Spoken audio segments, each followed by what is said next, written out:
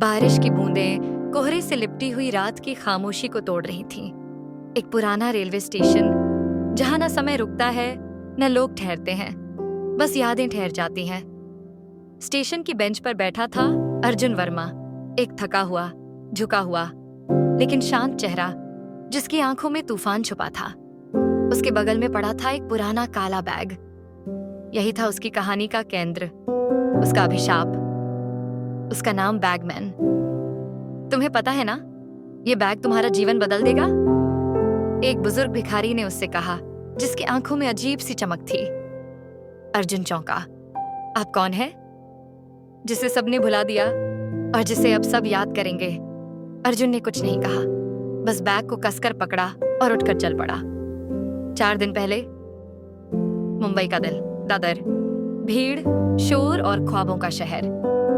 अर्जुन वर्मा एक struggling reporter था। वो सनसनीखेज कहानियों की तलाश में रहता था। चैनल जनवाणी 24/7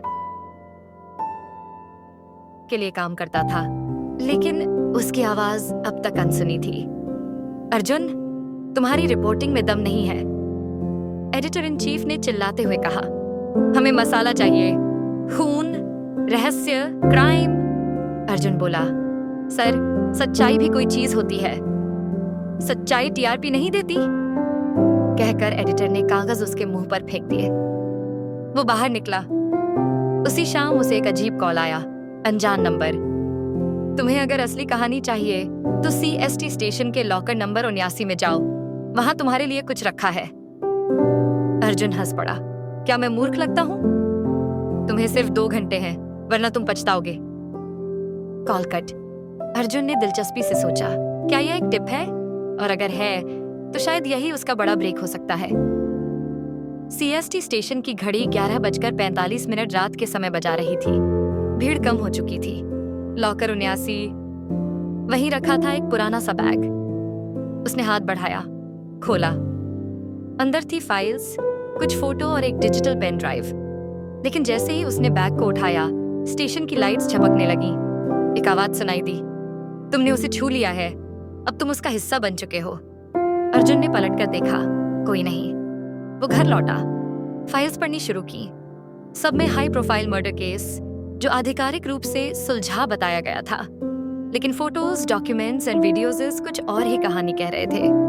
ऐसा लगता था जैसे पूरी पुलिस, मीडिया और सिस्टम एक झूठ को सच बनाकर बेच रहा था। पेन ड्राइव में एक आधिया, एक था। एक व्यक्ति किसी को बैग सौंप रहा है और कह रहा है, जब तक ये बैग घूमता रहेगा गुनहगार बचते रहेंगे, लेकिन अगर किसी ने इसे खोल दिया तब सब उजागर हो जाएगा। अर्जुन अब उलझ चुका था। ये सिर्फ स्टोरी नहीं थी, ये जाल था। अगले दिन अर्जुन ने उस वीडियो को एडिट करके अपने चैनल को भेजा, लेकिन प्रतिक्रिया बिल्कुल अलग थी। तुम्हें किसने ये दिया? ये ऑफिशियल सीक्रेट डॉक्यूमेंट्स हैं, तुम्हें जेल हो सकती है। अर्जुन ने जवाब दिया, ये पब्लिक को जानने का हक है। तुम्हें निलंबित किया जा रहा है। जब तक तुम क्लीन चिट नहीं लाते, ऑफिस मत आना। अब अर्जुन अकेला था, लेकिन डरपोक नहीं। उसी रात उसका पीछा शुरू हुआ। एक काली एसयूवी लगातार उसका पीछा कर रही थी। वो सड़कें बदलता रहा, लेकिन एसयूवी पीछे थी। अर्जुन ने एक पुरानी बिल्डिंग में घुसकर खुद को छुपाया। वहां एक लड़की पहले से मौजूद थी, जिया। तुम कौन हो? अर्जुन ने पूछा। मैं वही ढूंढ रही हूं जिसे वो बैग मिला है, उसने जवाब दिया। क्यों? क्योंकि मेरे पिता को उसी बैग ने मरवाया था। अर्जुन सन्न रह गया, बह गया। जिया ने कहा, मेरे पिता एसीपी भरत राणा ने एक बार इस बैग को उठाया था। उसके बाद 3 हफ्तों में उनकी मौत हो गई। सबने कहा हार्ट अटैक, लेकिन सच्चाई वो नहीं थी। उनके पास भी यही फाइल्स थीं। किसने मारा? अर्जुन ने पूछा। जिसे कानून छू नहीं सकता, एक आदमी, माहिर। वो हर सरकार के नीचे काम करता है, लेकिन कभी दिखता नहीं। और यही बैग उसकी कमजोरी है। अर्जुन ने उसकी आंखों में देखा। तो अब क्या करे? जिया बोली, अब इसे खोलना होगा और जो अंदर है उसे दुनिया को दिखाना होगा। लेकिन सब इतना आसान नहीं था। अर्जुन के मोबाइल पर फिर वही अनजान नंबर से कॉल आया। तुम्हें लगता है तुम सच्चाई के रक्षक बन जाओगे? तुम नहीं जानते तुमने क्या खोल दिया है। मैं डरता नहीं, अर्जुन बोला। अच्छा, तो अपनी माँ को देखो। स्क्रीन पर उसकी माँ की लाइव फुटेज थी, किसी अंधेरे कमरे में बंधी हुई। अगर बैग कल तक वापस नहीं हुआ तो उसके साथ वो होगा जो हर सच्चाई को जानने वाले के साथ होता है। अर्जुन की सांसें रुक गईं। अब ये सिर्फ एक स्टोरी नहीं थी, ये उसकी माँ की जान का सवाल था। जिया, अब हमें सब कुछ खत्म करना होगा, लेकिन बिना बैग दिए। मतलब हम इस बैग की एक कॉपी बनाएंगे, एक नकली बैग जिसमें जीपीएस ट्रैकर होगा। असली बैग तुम छुपाओ। और माँ को कैसे बचाएंगे? तुमने कहा था ना माहिर दिखता नहीं, लेकिन उसकी आवाज है, और आवाज के पीछे पहचान होती है। मुझे उसकी लोकेशन चाहिए। इस मिशन में शामिल हुआ एक तीसरा किरदार, राहिल, एक हैकर जिसे जिया जानती थी। उसका दिमाग मशीन से भी तेज था। राहिल ने उस कॉल की लोकेशन ट्रेस की, एक पुराना गोदाम, नवी मुंबई। अर्जुन ने कहा, तैयार रहो, अब असली खेल शुरू होगा। अगली रात अर्जुन नकली बैग लेकर उस गोदाम में पहुंचा। उसकी माँ अंदर बंद थी, लेकिन गार्ड से घिरी हुई। एक नकाबपोश आदमी सामने आया, ऊंचा, सर्द आंखों वाला। बैग? पहले माँ को छोड़ो। तुम्हें समझना होगा, हम सौदे में भावना नहीं लाते, और मैं सौदे में झूठ नहीं लाता। अर्जुन ने बैग उछालकर उसकी तरफ फेंका। जैसे ही वो बैग खोला गया, एक छोटा विस्फोट हुआ, धुआं और अंधेरा।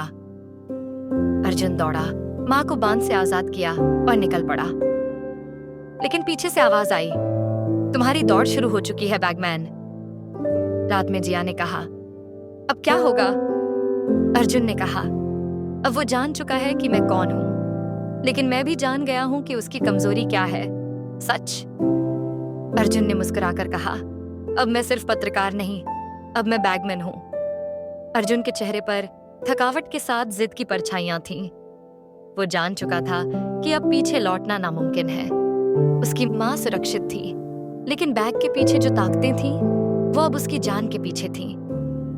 उस रात अर्जुन, जिया और राहिल एक गुप्त ठिकाने में बैठे थे, एक पुराना सा गैरेज जिसे अब उनका वॉर रूम कहा जा सकता था। दीवारों पर चिपके हुए केस फाइल्स, पीड़ितों की तस्वीरें और एक बड़ा नक्शा जिस पर लाल रंग के पिन लगे थे। राहिल बोला, उस पेन ड्राइव में एक और फोल्डर था, प्रोजेक्ट गोश्त। ये वो चीज है जिसे सरकार और माफिया मिलकर छुपा रहे हैं। जिया ने पूछा, प्रोजेक्ट गोश्त क्या है ये? राहिल ने स्क्रीन पर एक फाइल खोली। सामने आया एक प्रोजेक्ट रिपोर्ट जिसमें लिखा था, geo human operational surveillance technology, GHOST। Rahil समझाने लगा, ये एक सीक्रेट मिलिट्री प्रोग्राम था जिसमें कुछ इंसानों को माइक्रोचिप्स से जोड़कर उन्हें सुपर सर्विलांस एजेंट्स में बदला गया। लेकिन इनमें से कई प्रयोग असफल रहे, और जिन लोगों को मार दिया गया घोषित किया गया था, वो आज भी गुम है। अर्जुन ने धीरे से कहा, तो वो बैग इन सब का रिकॉर्ड है? हाँ। राहिल ने सिर हिलाया, और इसे अगर सही जगह लीक कर दिया जाए तो माहिर जैसे लोगों का साम्राज्य गिर सकता है। लेकिन खतरे सिर उठा रहे थे। अगली सुबह न्यूज में एक हेडलाइन गूंजी, पत्रकार अर्जुन वर्मा देशद्रोह के आरोप में फरार, सरकार का बयान, हम सच्चाई से नहीं डरते लेकिन अफवाहों से देश को खतरा है। अर्जुन ने टीवी बंद किया। अब मैं वांटेड हूं, इसका मतलब माहिर ने सरकार में अपनी जड़ें फैला दी हैं। जिया बोली, हमें इसे रोकना होगा, लेकिन अब ज्यादा चालाकी से। राहिल बोला, मेरे पास एक प्लान है। प्लान ये था, बैगमैन का नाम अब सिर्फ एक इंसान नहीं, एक विचार बनना था। राहिल ने एक फेक सोशल मीडिया प्रोफाइल बनाया, बैगमैन अनकवर्ड, जिस पर हर 2 घंटे में एक नई क्लिप, डॉक्यूमेंट या गवाह का इंटरव्यू लीक होता। पहला वीडियो, एक CBI अधिकारी की क्लिप जो माहिर की बातें रिकॉर्ड कर रहा था।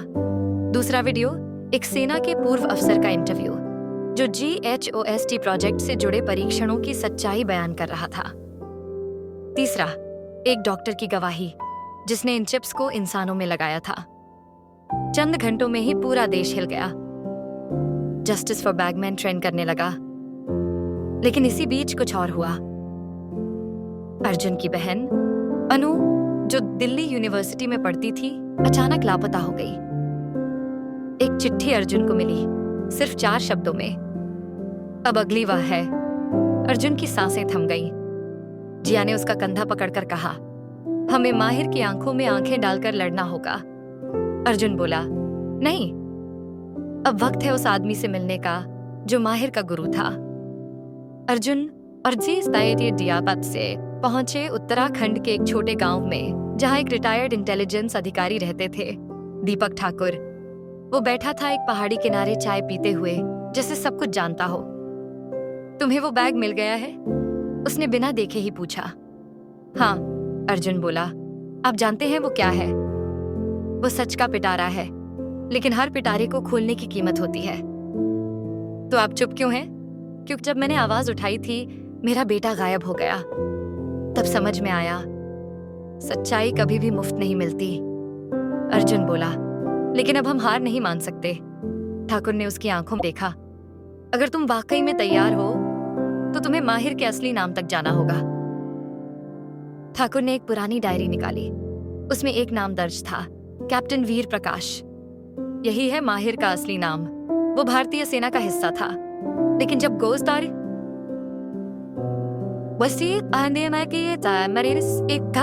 प्रोजेक्ट फेल हुआ, उसे मार दिया जाना था, लेकिन वो बच गया और अब वही इस पूरे नेटवर्क का राजा है। अर्जुन ने कहा, तो अब हमें कैप्टन वीर को ढूंढना होगा। ठाकुर बोले, नहीं, वो तुम्हें खुद ढूंढेगा जब तुम उसकी सबसे गुप्त चीज को छू लोगे। अर्जुन, जिया और राहिल अब एक नया मिशन लेकर निकले। दिल्ली के बाहरी इलाके में एक गुप्त सैन्य लैब को तोड़ना। रात का समय। लैब के चारों ओर साइलेंसर से लैस गार्ड्स, कैमरे और सिक्योरिटी। राहिल ने सिस्टम हैक किया। जिया ने सुरक्षा गार्ड्स को भटकाया। अर्जुन भीतर दाखिल हुआ। अंदर हर दीवार पर साइलेंट चीखें थीं। टेस्ट सब्जेक्ट्स की फाइल्स, मेडिकल रिपोर्ट्स और एक वीडियो क्लिप जिसमें दिखाया गया था कि कैसे उन बच्चों पर माइक्रोचिप लगाई गई थी जिन्हें मरे हुए घोषित कर दिया गया। और फिर वीडियो के अंतिम फ्रेम में एक चेहरा दिखाई दिया, अनुका। अर्जुन चीख पड़ा, नहीं, ये झूठ है। लेकिन तभी पीछे से एक आवाज आई, झूठ और सच का फर्क अब मिट चुका है, अर्जुन वर्मा। वो पलटा। माहिर सामने खड़ा था। माहिर की आंखें बर्फ जैसी ठंडी थीं। तुमने समझा कि तुम इस बैग से मेरे नेटवर्क को तोड़ सकते हो? माहिर ने कहा। ये बैग नहीं, ये तुम्हारे झूठ की चिता है, अर्जुन बोला। माहिर हंसा। तुम्हारी बहन अब मेरा हिस्सा है। वो प्रोजेक्ट फीनिक्स का नया टेस्ट सब्जेक्ट है। मैं उसे बचाऊंगा, तुम्हें खत्म कर दूंगा। तो आओ बैगमैन, अब ये तुम्हारी आखिरी स्टोरी होगी। तभी गोलियों की आवाज गूंजी। जिया और राहिल भीतर आए। राहिल ने स्मोक ग्रेनेड फेंका और सब कुछ धुएं में छिप गया। तीनों किसी तरह लैब से भाग निकले। अब अर्जुन जान चुका था, यह सिर्फ साजिश नहीं, इंसानियत के खिलाफ युद्ध था। उसने कैमरे ऑन किया और लाइव स्ट्रीम शुरू की। मेरा नाम अर्जुन वर्मा है, लेकिन अब मैं सिर्फ पत्रकार नहीं हूं। मैं एक भाई हूं, एक सच्चाई का सैनिक हूं। जो आप देख रहे हैं वो आपके देश में हो रहा है, और इसका मास्टरमाइंड है कैप्टन वीर उर्फ माहिर। पूरा देश सन्न था, लेकिन तभी स्क्रीन काली हो गई। नेटवर्क हैक हो गया था। एक मैसेज उभरा, अगर तुमने अगला वीडियो अपलोड किया तो अगला शव तुम्हारा होगा।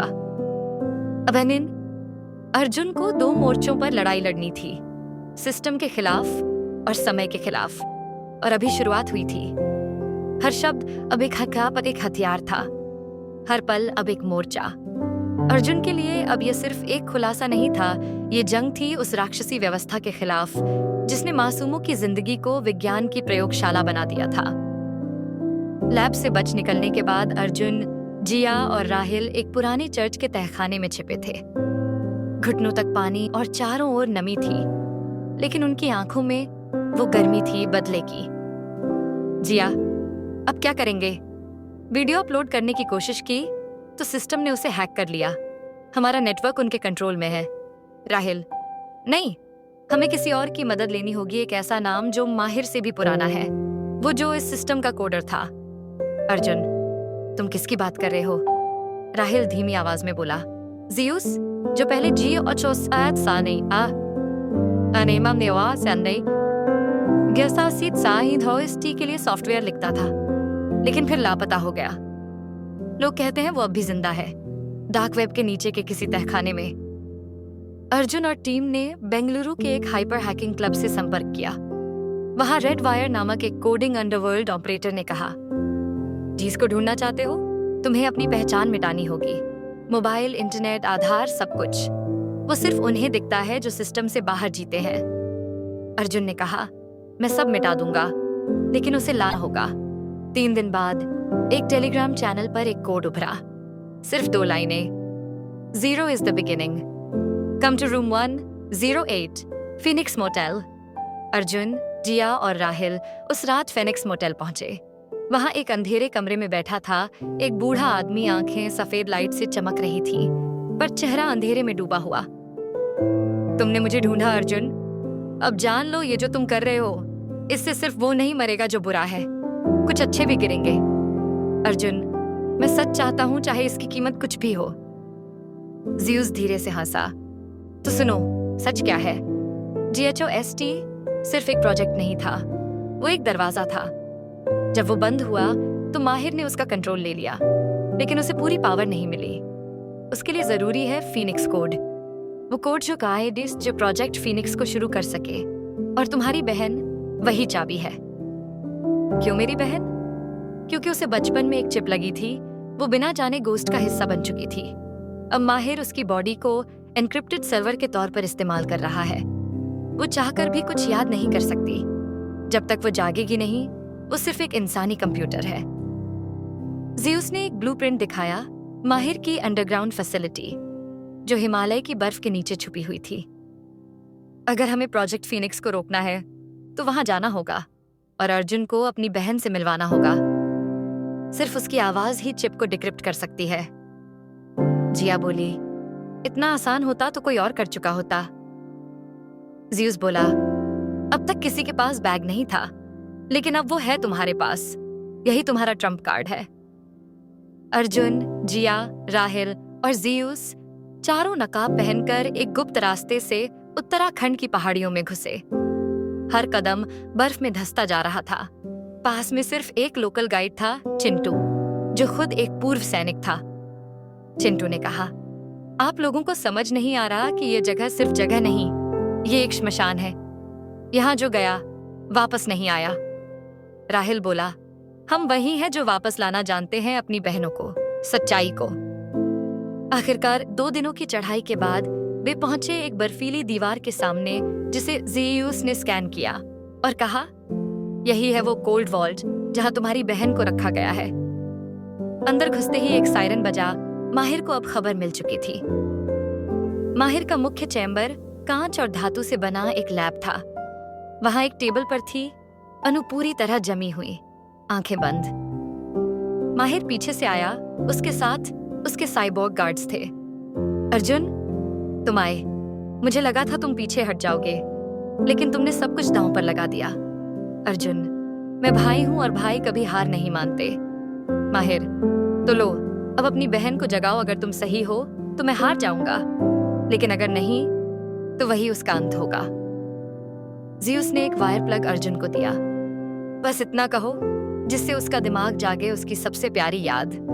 अर्जुन बहन के पास गया और कांपते हुए बोला, अनु, तू मुझे राखी क्यों नहीं बांधती अब?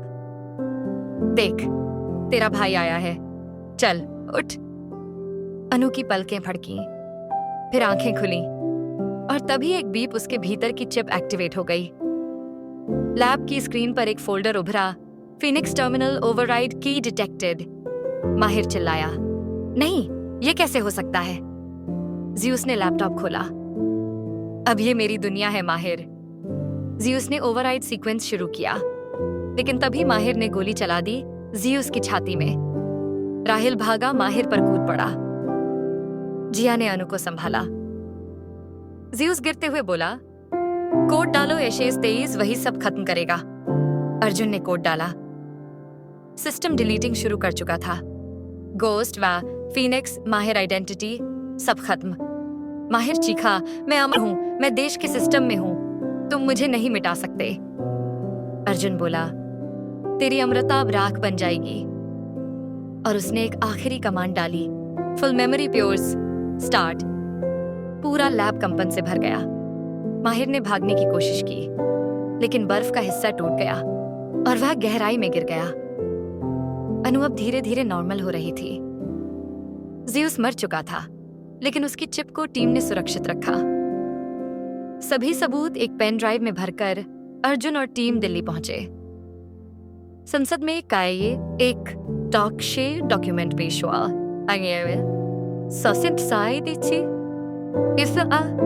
सुप्रीम कोर्ट ने आदेश दिया, सरकारी शोषण के खिलाफ विशेष जांच समिति बनाई जाए। गोस्ट और फीनिक्स प्रोजेक्ट अब इतिहास है। अर्जुन ने एक नया चैनल शुरू किया, नाम रखा द बैगमैन फाइल्स। मैं अर्जुन वर्मा हूं, लेकिन आज मैं सिर्फ पत्रकार नहीं, मैं आवाज हूं उन सबकी जिनकी आवाज कभी बंद कर दी गई थी। एक पहाड़ी पर जिया, राहिल और अर्जुन ज़ीउस की समाधि पर खड़े थे। अर्जुन ने चुपचाप कहा, अब भी ये देश सोया हुआ है, लेकिन एक एक बैग के पीछे की सच्चाई सामने लानी है। जिया बोली, अब तुम बैगमैन नहीं, ट्रूथमैन हो।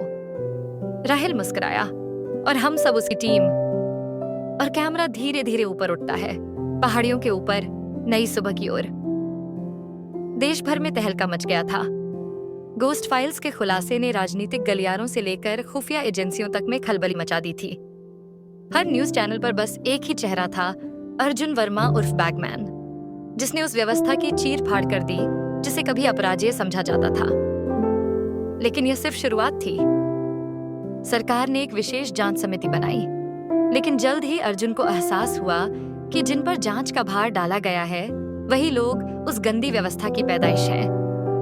केस की फाइलें गायब होने लगीं, गवाह पलटने लगे, और अर्जुन के पास एक नया संदेश आया, फीनिक्स न है, अंडा अभी भी जीवित है। एम। जिया ने कोड को डीकोड किया। यह माहिर का आखिरी प्रोटोकॉल था। उसका बैकअप सर्वर, जिसे द एग कहा जाता था, अब भी सक्रिय था। अगर वह एक्टिव हो गया तो पूरा गोस्ट सिस्टम फिर से रीलॉन्च हो सकता था। राहिल ने बताया कि द एग किसी विदेशी डेटा सर्वर में छुपा है, रूस, साइप्रस या सिंगापुर में से किसी एक में। लेकिन उसकी लोकेशन सिर्फ एक को जानता था, माहिर का सबसे पुराना सहयोगी डॉ इब्राहिम काज़मी, जो अब मृत घोषित किया जा चुका था। काज़मी की तलाश में टीम ने एक नए किरदार को जोड़ा, निकिता, एक रूसी हैकर जिसे जिया ने 6 साल पहले एक इंटरपोल मिशन में बचाया था। निकिता ने बताया कि इब्राहिम अब भी जिंदा है और साइप्रस के भूमिगत नेटवर्क में गोस्ट सेंट नाम से पहचाना जाता है। एक जाली पासपोर्ट, नकली पहचान और एक विदेशी पत्रकार के रूप में अर्जुन, जिया, राहिल और निकिता साइप्रस पहुंचे। वहां एक पुराने पुस्तकालय के तहखाने में उन्हें इब्राहिम मिला, कमजोर, बीमार, लेकिन दिमाग उतना ही तेज। इब्राहिम, तुम लोग समय पर आए हो। माहिर की मौत सिर्फ शुरुआत थी, असली खतरा है project Adam. Arjun, project Adam क्या है? इब्राहिम, एक ह्यूमन क्लोनिंग टेक्नोलॉजी जो एग के डेटा से चलती है। माहिर ने अपनी मौत से पहले ही खुद को डिजिटल क्लोन में बदल दिया था। द एग में उसकी मेमोरी, निर्णय लेने की क्षमता और एआई आधारित चेतना है। राहिल, मतलब माहिर अब भी जिंदा है मशीन के रूप में? इब्राहिम, बिल्कुल, और अगर एग एक्टिव हुआ तो वो फिर से सिस्टम को टेक ओवर कर सकता है, इस बार बिना शरीर के। इब्राहिम ने बताया कि दी एग को डिलीट करने के लिए जरूरी है एक खास डिवाइस जिसे शिव प्रोटोकॉल ड्राइव कहा जाता है। ये एक पुरानी कोल्ड वॉर एरा टेक्नोलॉजी थी जो सिर्फ एक जगह मौजूद है, CRN, स्विट्जरलैंड के एक प्राइवेट आर्काइव में। अब टीम को 2 टुकड़ों में बंटना पड़ा। अर्जुन और निकिता स्विट्जरलैंड रवाना हुए शिवा प्रोटोकॉल लेने, जबकि जिया और राहिल साइप्रस में इब्राहिम के साथ एग की प्रोग्रामिंग समझने लगे। स्विट्जरलैंड के अंधेरे आर्काइव में सुरक्षा, बायोमेट्रिक लॉक और समय सीमा से बंधे सिस्टम के बीच अर्जुन और निकिता ने शिवा प्रोटोकॉल ड्राइव हासिल की। लेकिन तभी एक एलीट किलर यूनिट ने हमला किया। उन्हें एक नया दुश्मन मिला, विराट, जो पहले भारतीय सेना में था, लेकिन अब फीनिक्स रिन्यूअल का फील्ड कमांडर बन चुका था। विराट ने कहा, देशभक्ति अब डेटा से जुड़ी है। हम वो पीढ़ी हैं जो इंसानों को मशीन में बदलेंगे ताकि कोई धोखा न दे सके। अर्जुन ने कहा, जो सोच बदलने से डरता है वही मशीन बन जाता है। भयंकर संघर्ष के बाद टीम किसी तरह स्विट्जरलैंड से भागी और साइप्रस पहुंची। इब्राहिम ने शिवा प्रोटोकॉल को एग के साथ सिंक्रोनाइज किया, लेकिन यह पता चला कि दी एग को तब तक नष्ट नहीं किया जा सकता जब तक वह एक बार पूर्ण रूप से एक्टिव न हो जाए। एग को अनसाम्प्टिफाइड करने का मतलब था माहिर की चेतना को एक बार फिर दुनिया में लाना। एक खतरनाक निर्णय, अर्जुन ने कहा। कभी कभी राक्षस को बुलाना ही पड़ता है उसे हमेशा के लिए खत्म करने के लिए। एग एक्टिवेट हुआ। स्क्रीन पर माहिर का चेहरा आया, हंसी, वही सिग्नेचर वॉइस। माहिर एआई स्वर में, तुम लोग आए मेरा पुनर्जन्म देखने। मैं अब सिर्फ एक कोड नहीं, मैं चेतना हूं। इस बार मैं शरीर के बंधन में नहीं, मैं अब हर सिस्टम में हूं। बैंक, सरकार, मिलिट्री। मैं भारत का नया भगवान हूं। अर्जुन, तो मैं वो हूं जो तुझे नर्क भेजेगा। शिवा प्रोटोकॉल एक्टिवेट हुआ और एक उल्टी गिनती शुरू हुई। 10, 9, 8। एआई माहिर ने हर संभव कोशिश की, एग को रिलोकेट करने की, फाइलें क्लोन करने की, लेकिन शिवा का कोड सेल्फ लर्निंग वायरस था जो हर कॉपी को एक साथ खा रहा था। 3, 2 डॉट्स 1, एग डिलीट। स्क्रीन पर लिखा आया, संवेदनशील सिस्टम स्थायी रूप से नष्ट हो गया। माहिर अब हमेशा के लिए समाप्त।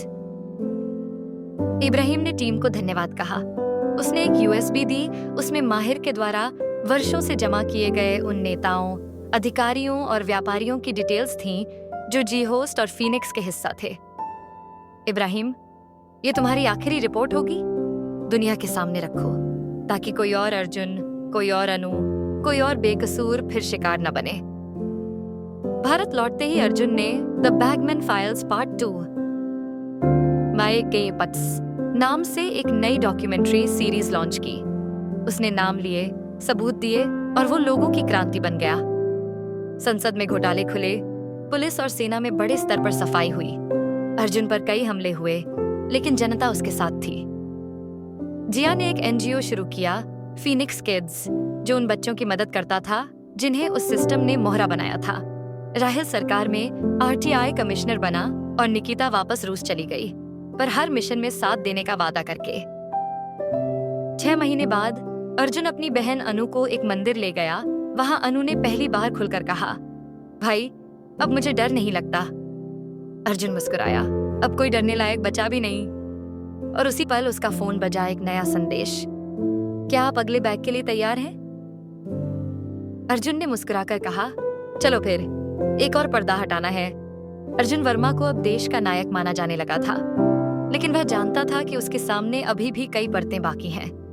माहिर का नाश सिर्फ एक चेहरा गिराने जैसा था। असली जड़ें उस नेटवर्क की थीं, जिसने दशकों तक व्यवस्था को भीतर से खोखला किया था। फोन पर आया संदेश, are you ready for the next bag, ने अर्जुन को चौकन्ना कर दिया। उसने जवाब में लिखा, सेंड दी कोऑर्डिनेट्स। कुछ ही देर में एक एन्क्रिप्टेड फाइल खुली और सामने आया एक नया नाम, प्रोफेसर अविनाश भारद्वाज, जो कभी भारत सरकार की एडवांस्ड एआई रिसर्च यूनिट का प्रमुख था और अब वर्षों से लापता था। फाइल में बताया गया था कि अविनाश ने प्रोजेक्ट जानस की नींव रखी थी, एक ऐसा एक्सपेरिमेंट जो दोहरी सोच और डिजिटल नियंत्रण के कॉम्बिनेशन से व्यक्तियों को पूरी तरह से काबू में ले सकता था। राहिल बोला, जानस मतलब एक ऐसा इंसान जो 2 चेहरे रखता हो? अर्जुन, हाँ, एक असली, एक नकली, और दोनों को खुद भी नहीं पता कि कौन सा असली है। जिया, ये सिर्फ तकनीक नहीं, ये एक विचारधारा है। प्रोफेसर अविनाश को खोजने के लिए टीम को जाना पड़ा उत्तरी सिक्किम, जहां से आखिरी बार उसके सैटेलाइट डेटा एक्टिव हुआ था। यह एक उच्च गोपनीयता क्षेत्र था, जहां सेना की विशेष यूनिट्स और टेरर फंडेड साइबर लैब्स का नेटवर्क बताया गया था। टीम को शामिल करना पड़ा एक नया सहयोगी, लेफ्टिनेंट आभास सेनगुप्ता, जो मिलिट्री इंटेलिजेंस में कार्यरत था और जिसने पहले ही कई नकली ऑपरेशनों का भंडाफोड़ किया था।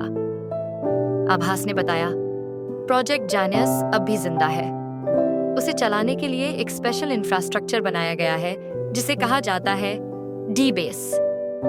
डी बेस एक भूमिगत फैसिलिटी थी, पहाड़ों के भीतर छुपा एक डिजिटल कारागार, जहां इंसानों के मस्तिष्क में डिवाइस इम्प्लांट कर उन्हें मशीनों जैसा व्यवहार करने के लिए प्रशिक्षित किया जाता था।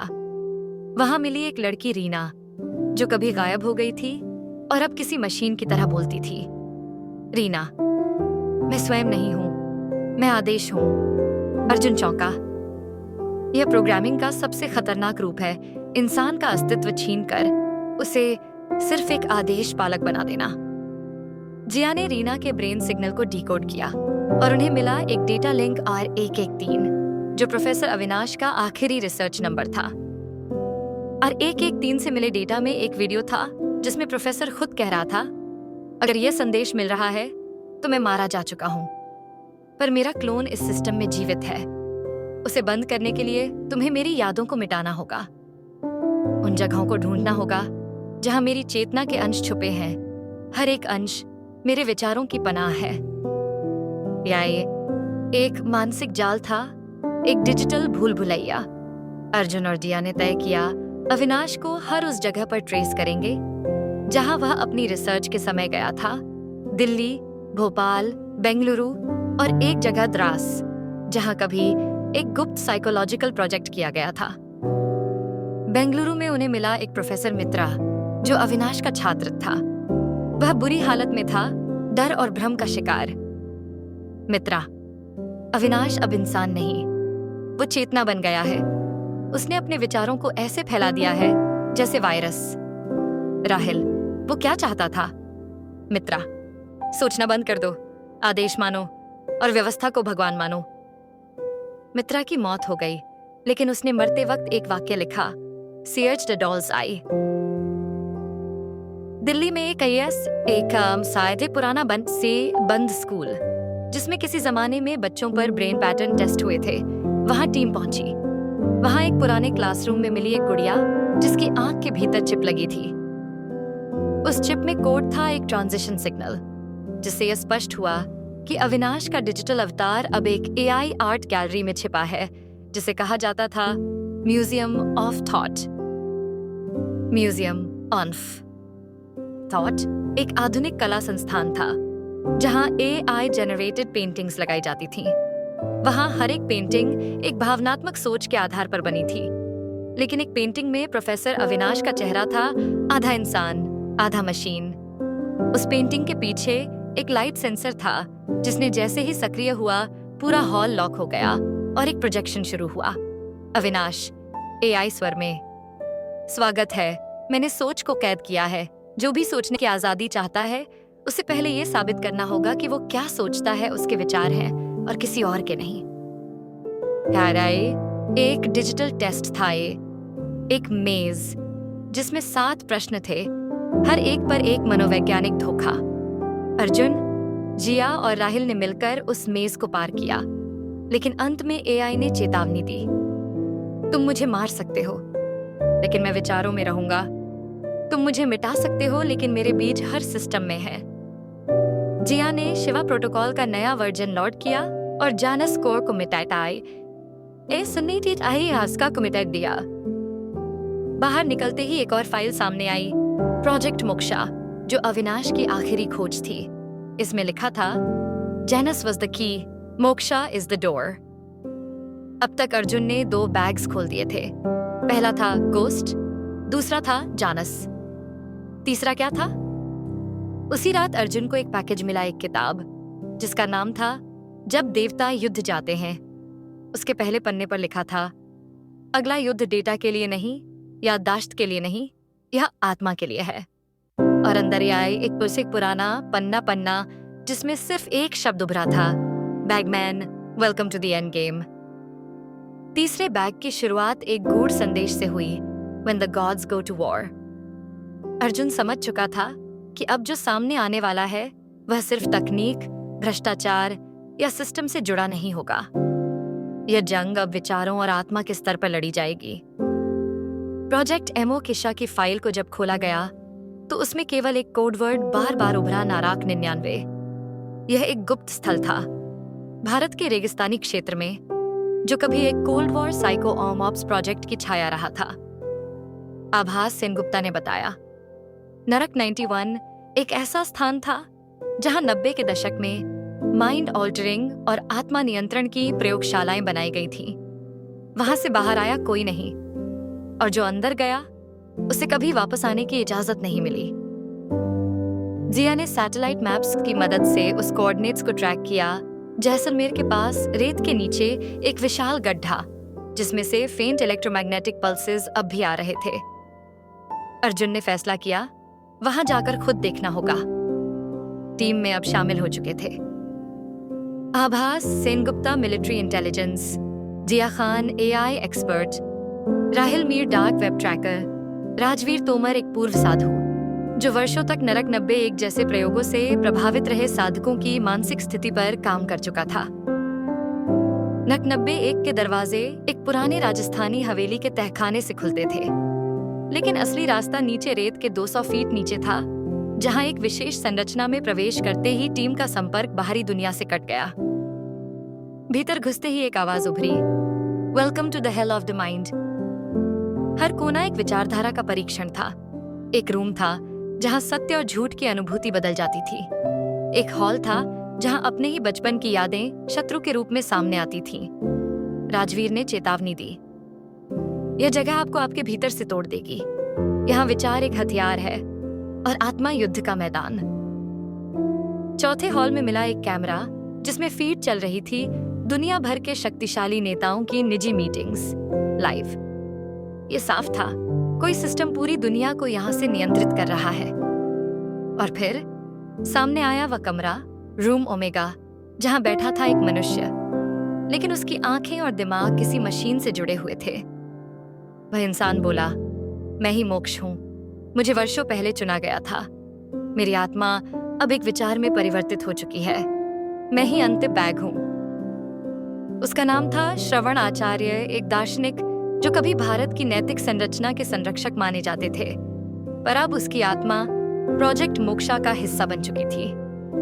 श्रवण ने अर्जुन को देखा, तुम सोचते हो तुम सही कर रहे हो? हर बैग खोलने के बाद तुमने विचारों को नष्ट किया है, लेकिन क्या तुम ये समझते हो कि विचार मर सकते हैं? अर्जुन, अगर विचार लोगों की आजादी छीनते हैं तो हाँ, उन्हें मरना चाहिए। श्रवण, आजादी? नहीं अर्जुन, लोग आजादी से डरते हैं। उन्हें एक गॉड प्रोग्राम चाहिए जो बताए कि क्या सोचना है, क्या करना है। मैंने वो बनाया है। जिया और राहिल ने डोम नामक प्रोग्राम को ट्रेस किया, एक सेंट्रल सर्वर जो दुनिया भर के निर्णयों को सटल तरीके से मैनिपुलेट करता है, जैसे मीडिया, न्याय, शिक्षा। राजवीर ने एक गहरा मंत्र पढ़ा और कुछ ही पलों में वातावरण में हलचल शुरू हो गई। इलेक्ट्रोमैग्नेटिक रेंज टूट गई। श्रवण चीखने लगा, तुम मेरी चेतना को नहीं छीन सकते। मैं कहीं नहीं जाऊंगा। मैं हर बैग में हूं। डोम को नष्ट करने के लिए अर्जुन को उस व्यक्ति के मन में उतरना पड़ा। यह एक तकनीकी प्रक्रिया थी जिसे न्यूरोडाइव कहा जाता था। जिया ने अर्जुन से पूछा, अगर तुम इस डाइव में फंस गए तो बाहर नहीं निकल पाओगे। ये असली मृत्यु है। अर्जुन, मैं हर बैग के साथ और अधिक जीवित हुआ हूं। अगर यही अंत है तो मैं तैयार हूं। Neuro dive initiated. अर्जुन, अब श्रवण की चेतना के अंदर था एक जगह जो भूत, भविष्य और कल्पनाओं से भरी थी। वहां उसने देखा बचपन का श्रवण जो डर से कांपता है, युवा श्रवण जो गलतियों के बोझ तले दबा है, एक बूढ़ा श्रवण जो कहता है मैंने तो केवल एक आदर्श चाहा था। अर्जुन ने कहा, आदर्श वो नहीं होते जो सबको डर से चलाएं। आदर्श वो होते हैं जो सबको अपने पैरों पर चलना सिखाएं। इस संवाद ने श्रवण की चेतना को डगमगा दिया। डोम का कोर कमजोर हुआ और जिया ने आखिरी कोड डाला, डिलीट, वार्म सोल डोम, कंट्रोल, मेन। सिस्टम ढहने लगा। डोम समाप्त हो गया। बाहर निकलते ही अर्जुन को एक नया संदेश मिला। You have unsealed 3 bags, but the 4th is not a bag. It is you. Rahil, मतलब? राजवीर, अब अगली परीक्षा अर्जुन की अपनी चेतना से होगी। वह खुद ही अगला बैग है। अर्जुन अब समझ गया इस यात्रा की अंतिम परत सिर्फ बाहरी युद्ध नहीं, बल्कि आत्मिक संघर्ष है और अगला चरण शुरू हो चुका था। उसी समय एक नई फाइल खुली, प्रोजेक्ट अंतरयात्रा। और आवाज आई, बैगमैन तुम तैयार हो? ये अर्जुन अभी बवाल बैगमैन सिमन के उस चरण में प्रवेश कर चुका था जहां शत्रु कोई बाहरी सत्ता नहीं थी, बल्कि उसका अपना अपाहिना अहम, उसका भय, उसका अतीत और उसकी नीयत थी। आखिरी 3 बैग खोलने के बाद अब सामने आया था वो रहस्य जो पहले कभी न देखा गया था, प्रोजेक्ट अंतर यात्रा। जिया और राहिल ने जब चौथे बैग का लॉग एक्सेस किया तो स्क्रीन पर केवल यही शब्द उभरे, the final lock is with in you. Rajveer ने धीमी आवाज में कहा, जिसे तुमने ढूंढा वो अब तुम्हारे भीतर छुपा है। इस अंतिम यात्रा में कोई गाइड नहीं होगा, कोई टेक्नोलॉजी, कोई नक्शा नहीं, केवल तुम और तुम्हारा अंतर्मन। अर्जुन ने सिर झुकाकर पूछा, क्या इसका मतलब है अब मैं खुद एक बैग बन चुका हूं? राजवीर बोला, नहीं अर्जुन, अब तुम वो चाबी हो जो दुनिया को अंतिम बार खोलने या बंद करने वाली है। प्रोजेक्ट अंतर यात्रा का प्रारंभ हुआ एक दवा, एक अल्ट्रासाउंड पाथवे और एक गहन ध्यान प्रक्रिया द्वारा अर्जुन को एक विशेष मानसिक स्थिति में भेजा गया जिसे ट्रांस लेवल 9 कहा जाता था। यहाँ तकनीक काम करती थी, न भाषा। ये वो स्थान था जहां आत्मा अपने संपूर्ण स्वरूप में दिखाई देती है। और अर्जुन का सामना हुआ अपने ही 3 संस्करणों से। तीत साय 8 अर्जुन न्यायप्रिय अधिकारी, 2 अर्जुन क्रोधित विद्रोही, 3 अर्जुन निराश टूटा हुआ आदमी। तीनों ने उसे घेर लिया। क्रोधित अर्जुन बोला, तेरे सिस्टम ने मुझे हर दिन अपमानित किया। मैंने कानून नहीं, बंदूक से इंसाफ सीखा और तू मुझे दमन करता रहा। न्यायप्रिय अर्जुन चिल्लाया, मैंने संविधान को अपनी आत्मा माना और तू हर बार उसे धोखा देता रहा। टूटा हुआ अर्जुन फुसफुसाया, तू इतना लड़ता रहा कि खुद को खो बैठा। अब तेरे पास बचा ही क्या है? अर्जुन ने आंखें बंद की और कहा, मैंने हर बैग में सच्चाई को उजागर करने की कोशिश की, लेकिन अब समझ आता है सच्चाई किसी एक रूप में नहीं आती।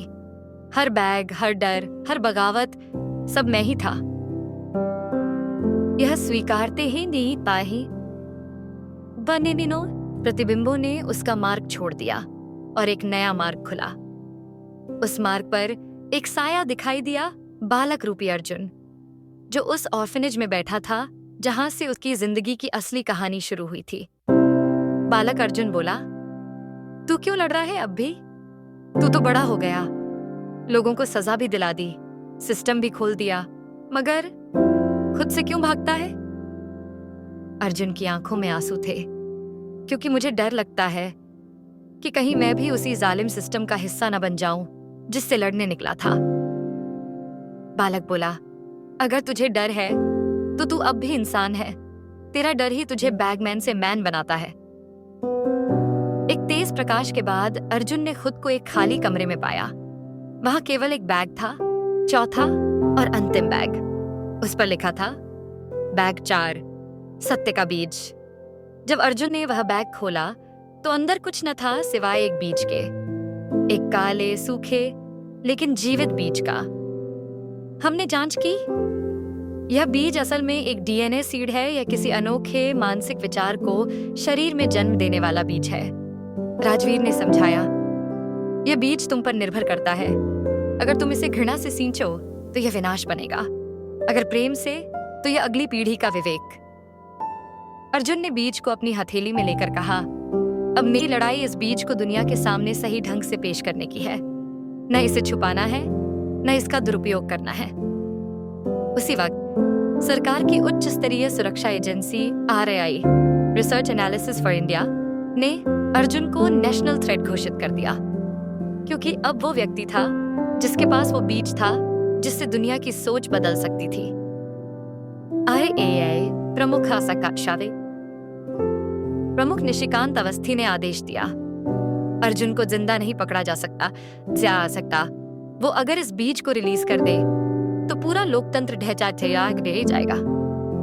अर्जुन, जिया, राहिल और राजवीर अब बन चुके थे भगौड़े, एक ऐसा दल जो अब पूरी सत्ता के खिलाफ खड़ा था। पर अब उनका उद्देश्य केवल रहस्य उजागर करना नहीं था, बल्कि इस बीज को दुनिया को समझाना और उससे एक नई चेतना का जन्म देना था। हमें एक मंच चाहिए, एक ऐसा प्लेटफॉर्म जहां हम इस बीज की ताकत को दुनिया को दिखा सकें, न कि सिर्फ नेताओं को। डार्क वेब से ऊपर जाना होगा, दुनिया के हर स्क्रीन पर इसे लाना होगा। Global message. बीज को बोना है तो पहले जमीन तैयार करनी होगी। एक डिजिटल क्रांति, एक गुप्त लाइव स्ट्रीम, एक वायरस जो हर स्क्रीन पर केवल एक सवाल भेजेगा। यदि आप मानव विचार को फिर से शुरू कर सकते हैं तो क्या करेंगे? और इसी प्रश्न के साथ एक वीडियो चलेगा अर्जुन के अंतर्मन की यात्रा का, उसके सभी 3 संस्करण और अंत में वह बीज। एआई का पूरा नेटवर्क हिल गया। वैश्विक मीडिया ने इसे डिजिटल रीबर्थ का नाम दिया। अब दुनिया बन चुकी थी कुछ लोग जो इस बीज को नया धर्म मानने लगे और कुछ जो इसे एक खतरा। निशिकांत ने अर्जुन से अंतिम बातचीत में कहा, तेरा युद्ध तुझ तक था अर्जुन, मगर तूने लोगों को सोचने की आजादी दी और अब वही लोग एक नया युद्ध शुरू करेंगे। अर्जुन ने जवाब दिया, मैं कभी विचारों को थोपने की कोशिश नहीं की, मैंने बस उन्हें आजाद किया। और उस रात वह बीज दुनिया के लाखों स्मार्ट डिवाइसों पर एक होलोग्राफिक चेतना के रूप में दिखाई देने लगा। नाम दिया गया विचार 1। लेकिन यह अंत नहीं था, क्योंकि हर विचार की एक छाया होती है। एक नया वायरस जन्म लेने लगा था, विचार 2, जो कह रहा था विचार के बाद अराजकता आती है। अब युद्ध विचार और विचार की छाया के बीच था। अर्जुन के द्वारा विचार 1 को दुनिया के सामने लाए जाने के बाद समाज में 2 धाराएं बन गईं। एक और वे लोग थे जो इसे नई चेतना, स्वतंत्र सोच और जागरूकता की क्रांति मानते थे, तो दूसरी ओर शासन प्रणालियां, धार्मिक समूह और सुरक्षा एजेंसियां इसे अराजकता का बीज कह रही थीं। RAI प्रमुख निशिकांत अवस्थी अब यह महसूस कर चुका था कि इस बीज को सिर्फ नष्ट करना पर्याप्त नहीं होगा, उसे उन चेतनाओं को भी मिटाना होगा जो इससे जन्म ले चुकी थी। उसने एक सीक्रेट कोड एक्टिवेट किया, प्रोजेक्ट शुद्धि। प्रोजेक्ट शुद्धि का उद्देश्य था विचार 1 के इन्फेक्शन से प्रभावित किसी भी डिवाइस, नेटवर्क या व्यक्ति को डिलीट कर देना। राजवीर, जो अब तक अर्जुन का मार्गदर्शक था, ने चुपचाप एक चेतावनी दी। अब यह तकनीकी युद्ध नहीं रहा अर्जुन, यह अस्तित्व का प्रश्न है। विचार 1 ने धीरे धीरे स्वतंत्र रूप से सोचने वाले लोगों में एक अलग क्षमता उत्पन्न की। उन्हें भविष्य की झलक दिखने लगी। इंसानों के बीच संबंधों का असली अर्थ स्पष्ट होने लगा। कई देशों में युवाओं ने शासन के खिलाफ सत्य सभा नामक आंदोलन शुरू किए। इन सभाओं में नेता नहीं होते थे, बस विचार होते थे, और यही सत्ता के लिए सबसे बड़ा खतरा था। अर्जुन अब नायक नहीं रहा, वह एक विचार बन चुका था, और विचारों को कैद नहीं किया जा सकता। परंतु जब विचार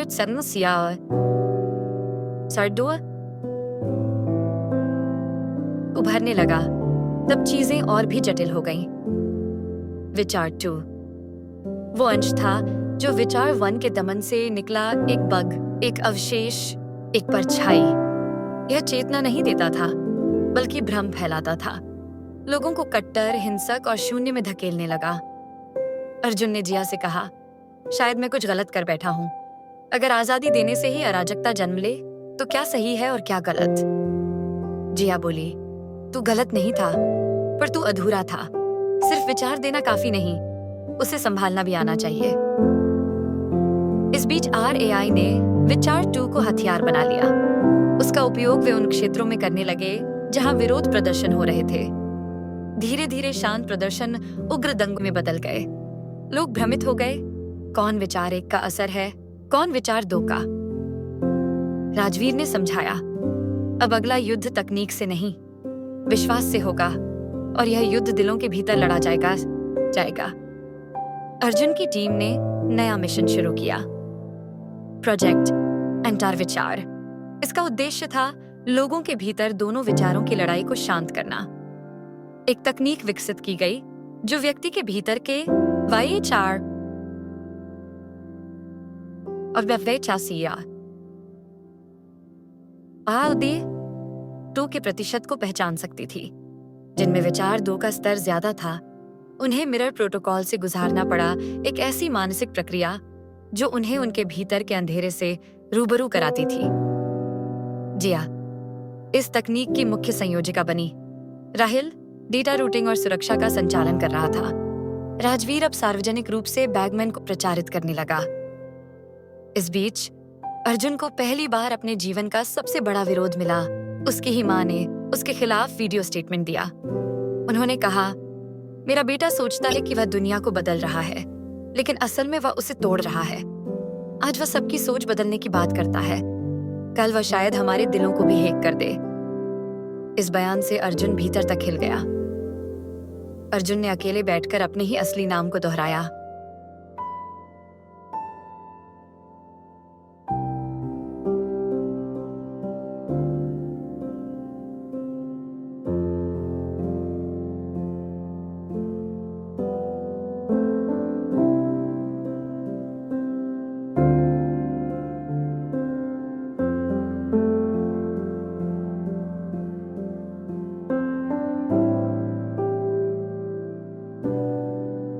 अर्जुन वर्मा, जिसे अब कोई याद नहीं करता, सब उसे बैगमैन कहते हैं। उसी क्षण उसे एहसास हुआ। मैंने बैग्स को खोला, सच्चाई उजागर की, बीज बोया, पर अब मैं खुद उस बैग में कैद हो गया हूं। जिया उसके पास आई और कहा, बैगमैन को मारना पड़ेगा अर्जुन, तभी अर्जुन वर्मा फिर से जी सकेगा। टीम ने आखिरी प्लान बनाया, प्रोजेक्ट मृत्यु। यह एक प्रतीकात्मक लाइव स्ट्रीम था, जहां बैगमैन के अंत की घोषणा होनी थी। अर्जुन अपने आप को दुनिया के सामने बैगमैन के रूप में समाप्त करेगा और अर्जुन वर्मा के रूप में पुनः जन्म लेगा। लेकिन इसी समय WeChat 2 ने लाइव नेटवर्क को हैक कर दिया और अर्जुन के खिलाफ झूठी छवियां प्रसारित करनी शुरू कर दी। बच्चों को भड़काना, आतंकवादी संपर्क, मनुष्यों के भावनाओं का प्रयोग। जिया को लाइव पकड़ा गया, राजवीर घायल हो गया और राहिल लापता। अर्जुन अकेला था। वो न बैगमैन बचा था, न अर्जुन, एक शून्य। तभी उसके इनर नेटवर्क में एक फोल्डर खुला, बैग 5 पुनर्जन्म। ये वह फोल्डर था जिसे उसने कभी देखा ही नहीं था। फोल्डर में केवल एक फाइल थी, वॉइस, अर्जुन की मां की असली रिकॉर्डिंग। उसमें वे कह रही थी, बेटा, अगर कभी लोग तुझे समझने में असफल हो जाएं, तो मत टूटना, क्योंकि सच्चाई हमेशा अकेली ही चलती है और वो अकेलापन ही तेरा असली अस्त्र है। अर्जुन ने आंखें खोली। अब वो रो नहीं रहा था, अब वो डर नहीं रहा था, अब वह बैगमैन नहीं रहा। वह विचार की लहर बन चुका था। उसने लाइव स्ट्रीम को फिर से कब्जे में लिया और पूरी दुनिया को एक संदेश भेजा। मैं वो नहीं जो तुमसे छुपाया गया, मैं वो भी नहीं जो तुमको दिखाया गया, मैं वो हूं जो हर सवाल के बाद पैदा होता है। मैं विचार नहीं, मैं पुनर्विचार हूं।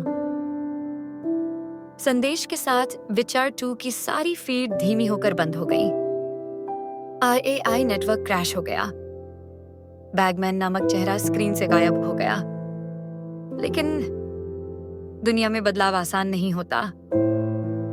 कुछ देशों ने इसे चेतावनी कहा, कुछ ने इसे भगवान की वाणी माना और कुछ इसे युद्ध का निमंत्रण। अर्जुन ने अपने पुनर्विचार का संदेश पूरे विश्व में फैला दिया था। उसने बैगमैन की छवि को ध्वस्त कर दिया था, लेकिन उसकी लड़ाई खत्म नहीं हुई थी, क्योंकि जब विचार स्वतंत्र हो जाते हैं तो उनका दुरुपयोग भी होने लगता है। दुनिया अब 2 हिस्सों में बंटी थी। एक वे लोग जो पुनर्विचार को स्वीकार कर चुके थे और दूसरी वह ताकतें जो इस नए युग को खत्म करना चाहती थी। RAI ने एक नया ऑपरेशन शुरू किया, ऑपरेशन शैडोफॉल। इसका उद्देश्य था उन सभी पुनर्विचार समर्थकों को पकड़ना या खामोश करना जिन्होंने नए युग के लिए आवाज उठाई थी। निशिकांत अवस्थी, जो अब पूरी ताकत से अर्जुन को रोकने पर तुला था, ने विश्व के कई खुफिया एजेंसियों के साथ मिलकर अर्जुन की टीम को तंग करना शुरू कर दिया। अर्जुन ने महसूस किया कि सिर्फ तकनीक से लड़ाई नहीं लड़ी जा सकती, अब उसे लोगों के दिलों और दिमागों को जीतना था। उसने एक वैश्विक सभा का आयोजन किया, द समिट ऑफ अवेकनिंग, जिसमें दुनिया के सभी भागीदारों को आमंत्रित किया गया। इस सभा में अर्जुन ने कहा, हमारा उद्देश्य केवल परिवर्तन नहीं, समानता और संवाद है।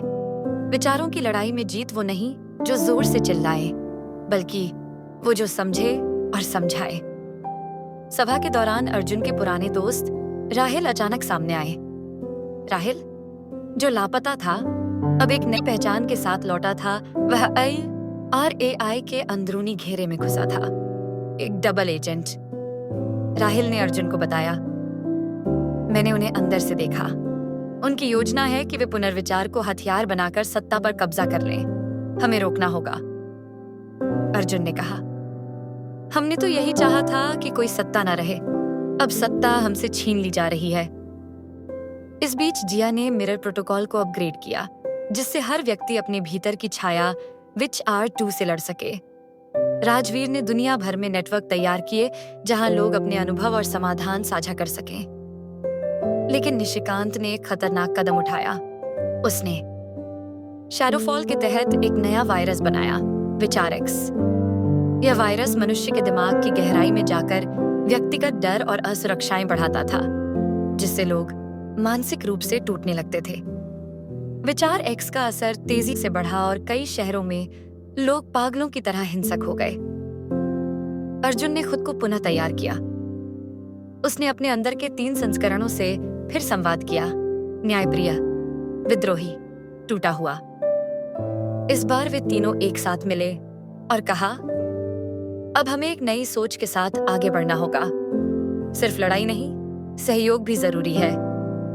अर्जुन ने फैसला किया कि वह RAI के मुख्यालय में जाएगा और निशिकांत से सीधे सामना करेगा।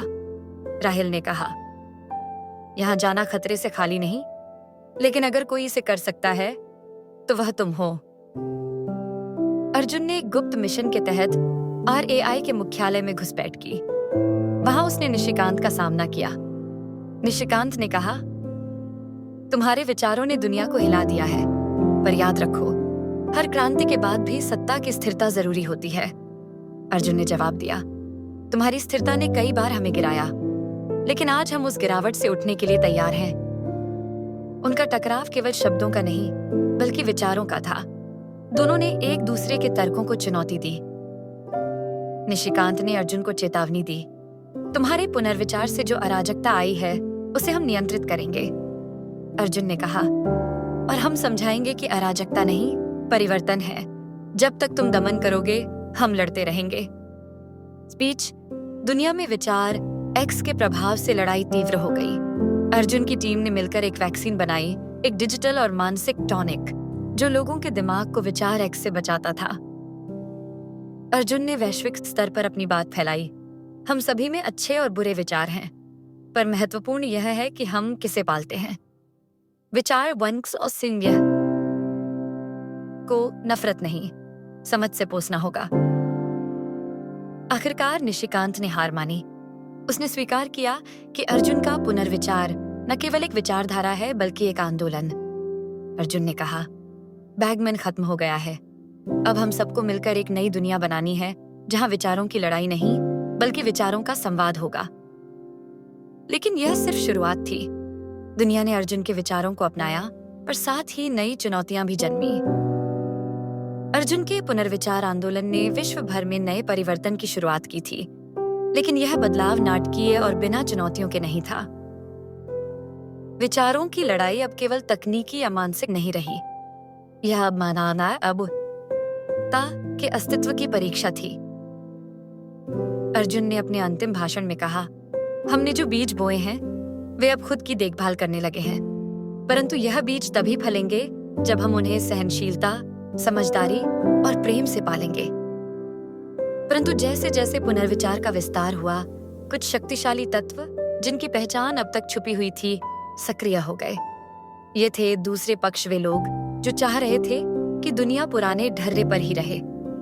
इनका मानना था कि सोच में बदलाव से व्यवस्था चरमरा जाएगी और वे अपना प्रभाव खो देंगे। अर्जुन और उसकी टीम ने पाया कि ये दूसरे पक्ष सीधे आर्थिक, राजनीतिक और धार्मिक संस्थानों में जड़ें जमा चुके थे। Y4-2 और Y4X की तकनीक को हथियार बनाकर समाज को दोबारा विभाजित करने की साजिश रच रहे थे। जिया ने कहा, हमें अब सिर्फ लड़ाई नहीं, संपर्क और संवाद की जरूरत है। यही इस युग की सबसे बड़ी ताकत होगी। राजवीर ने नए डिजिटल मंच अंतर्विचार कनेक्ट को लॉन्च किया, जो लोगों को अपने विचार साझा करने, समझने और जोड़ने का अवसर देता था।